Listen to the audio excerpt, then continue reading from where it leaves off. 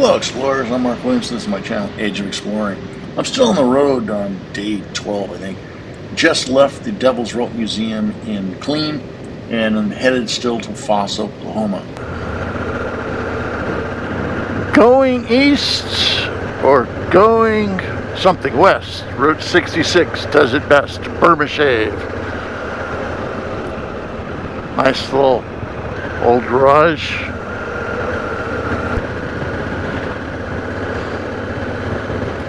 There's the Devil's Rope Museum. This is a 1929 station right here. Look at that. Just pull in the corner and there you go. Right now I'm headed to the post office. Some murals.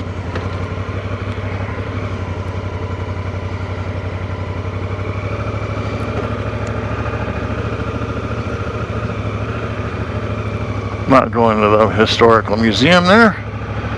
That's Main Street right there.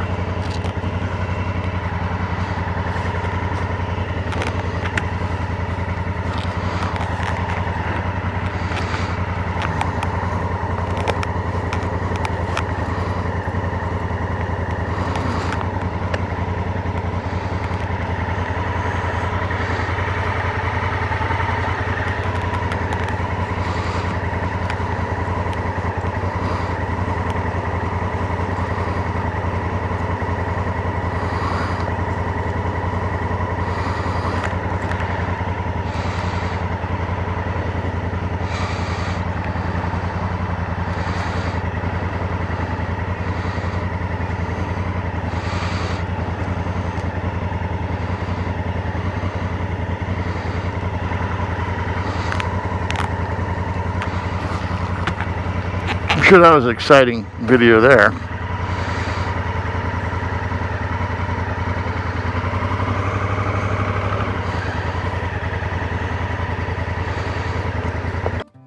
This is the Conoco Tower in Shamrock, Texas.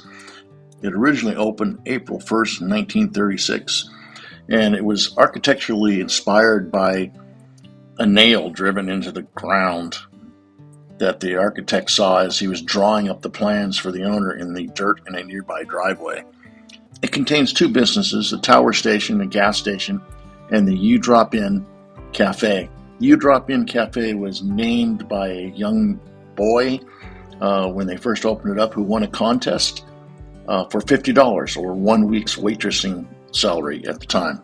It closed in the late 90s, and when it was listed on the National Registration of Historic Places, the First National Bank of Shamrock bought the location and gave it to the city of Shamrock, who invested $1.5 million to restore the station to its original condition and make it a tourist destination in the city.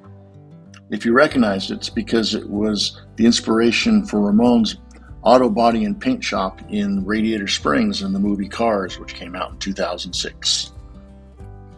Conoco Station, and You Drop In.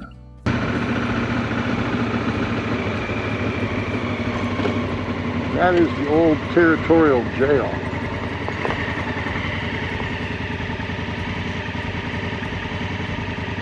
One-room jail out in the middle of nowhere.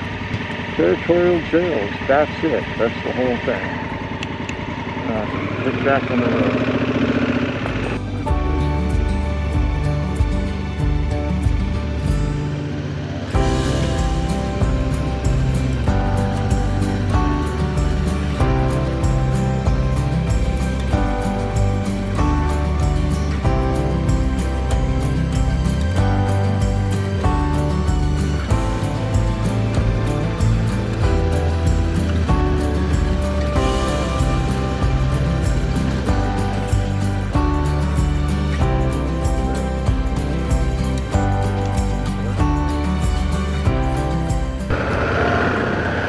There's the Elk City Elk right there. I'm turning right into old downtown Elk City. Elk City was first founded on March 21st, 1901, when they sold the very first lots of land to prospectors and landowners. It was named for its location, which is at the head of the Elk Creek. It used to be called Crow, and at some time was called Bush, but right before Oklahoma became a state, right before Oklahoma statehood, the post office picked Elk City. It is currently the principal trade center of West Oklahoma and the Texas Panhandle. Another bricked street, because again, that's how they used to pave the streets, is with bricks. It's replaceable. You got a thing that happened to it, you just replace some of them. Worked pretty good.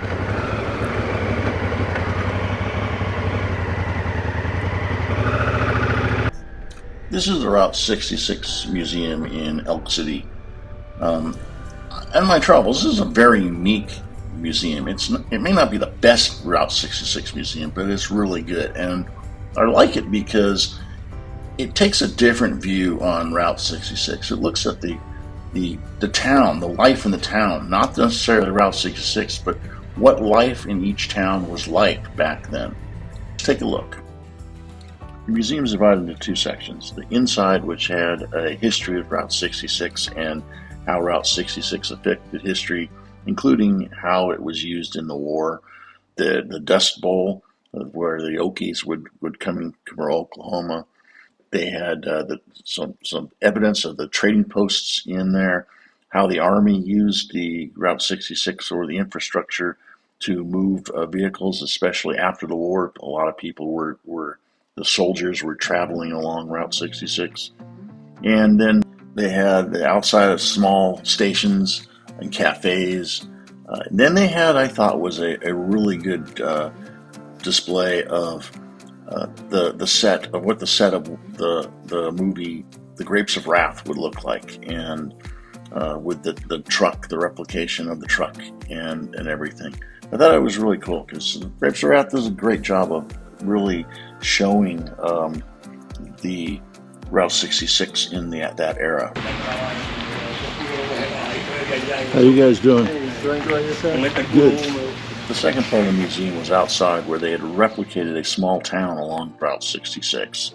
Obviously, it was much bigger than I think a real town would be, because they had spread it out around the grounds.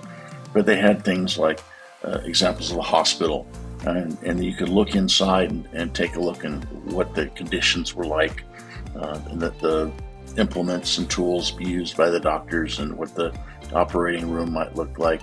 They had a bell from the local high school inside of a bank where the manager and the tellers were.